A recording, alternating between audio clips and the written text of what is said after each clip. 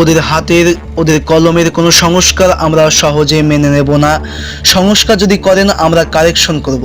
BNP সেই correction অন্যান্য রাজনৈতিক দলগুলোর সঙ্গে মিলেমিশে ঠিক করে তা জাতির কাছে তুলে ধরবে।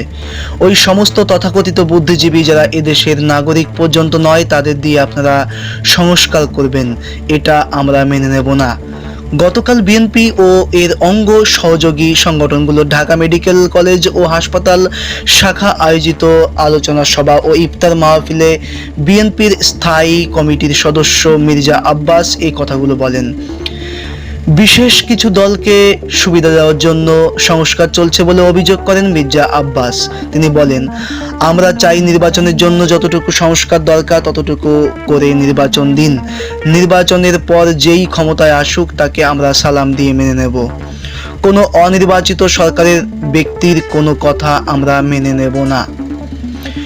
সংস্কার একটি দীর্ঘ প্রক্রিয়া উল্লেখ করে অন্তর্বর্তী সরকারের উদ্দেশ্যে মির্জা আব্বাস বলেন, আপনারা নির্বাচনী সংস্কার করুন, বাকি সংস্কার নির্বাচিত সরকার করবে।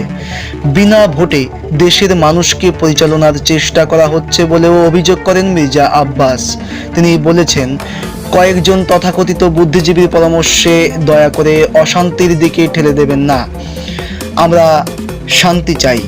এদেশের মানুষ বহু জেল জুলুম সহ্য করেছে, আমরাও বহু জেল খেটেছি আর জেল খাটতে চাই না। দেশটাতে বহু বছর পর ডক্টর মোহাম্মদ ইউনূস ও দেশের মানুষের কষ্টে শান্তি এসেছে। দয়া করে দেশটাকে অশান্তির দিকে ঠেলে দেবেন না।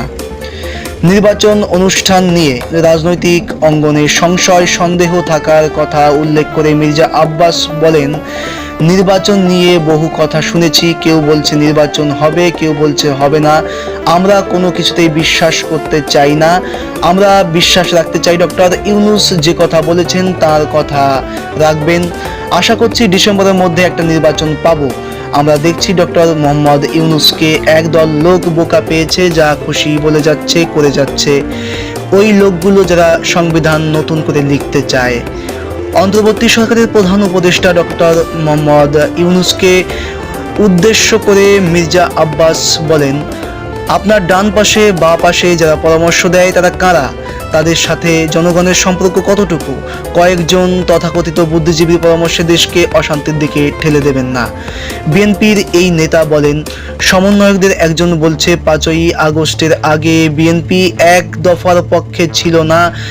তারা নাকি বিএনপির মহাসচিবের কাছে গেলে তিনি জানিয়েছেন এক দফার বিষয়ে কোনো সিদ্ধান্ত নেননি। আসলে বিএনপি 17 বছর আন্দোলন করেছে। একটাই দাবি ছিল শেখ হাসিনার পতন, এটা মুখ ফুটে বলার দরকার নেই।